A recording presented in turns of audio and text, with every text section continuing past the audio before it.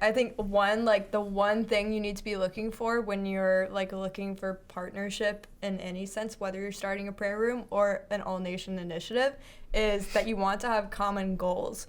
And like that's difficult these days because everyone is like wanting to do their own thing, especially in Western cultures. Is very like tends to be individualistic. So we're like, oh, like me, my bubble is like gonna do this one thing, and then someone else like across the city is gonna do their part of it. But yeah, like really common agenda basically means like common goals, and those like you really need to oversimplify it because a lot of times when people try to come together, they get caught up over theological differences or like, oh, this isn't gonna grow my personal ministry, so I don't want to do it.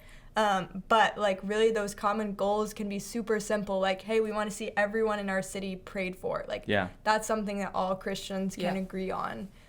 We want to see everyone in our city like preach the gospel. That's something that everyone can agree on. I hope so. Just like when you're looking for partnership, really define like what those simple goals are that like all Christians can come around. I think that takes a lot of humility to be able to do that because I remember whenever I was in college and people would, let's just say we expressed our faith differently than a lot of people on our campus. And there were times that we would hear stories about people not really like agreeing with that expression, or they would come into it and they just wouldn't necessarily like it.